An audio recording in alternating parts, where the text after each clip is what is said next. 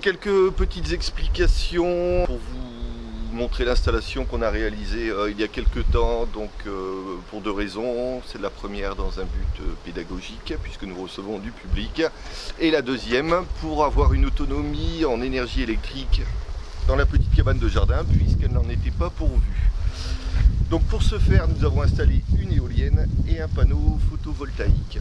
Alors une éolienne, comment ça fonctionne? Alors c'est simple, vous prenez un moteur, ça a besoin d'électricité pour tourner. Une éolienne, c'est le contraire. Vous faites tourner le moteur et lui vous donne de l'électricité. Alors on ne parle pas de moteur, on parle de générateur.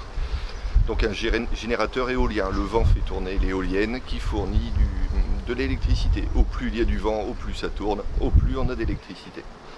Ensuite, le panneau photovoltaïque, il fonctionne grâce à la lumière. Alors pas grâce au soleil, c'est la lumière qui va mettre en activité, en déplacement des électrons, puisque le courant électrique, c'est un déplacement d'électrons. Donc au plus il y a de lumière, au plus des électrons vont se déplacer, au plus il y aura création de courant électrique.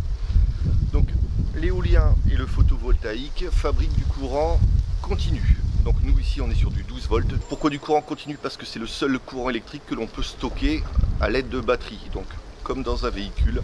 Donc contrairement au courant alternatif qu'on a par le réseau EDF à domicile. Donc ce courant est stocké dans une batterie pour la simple et bonne raison que les jours où il n'y a pas de lumière et pas de vent, il faut bien qu'on puisse profiter et pouvoir exploiter le courant qu'on a stocké. Ce qui veut dire que le courant qu'on a en 12 volts, on est obligé d'adapter les appareils électriques sur ce 12 volts. Donc pour l'éclairage et pour le chargement d'appareils électriques ou électroniques, ça fonctionne très bien.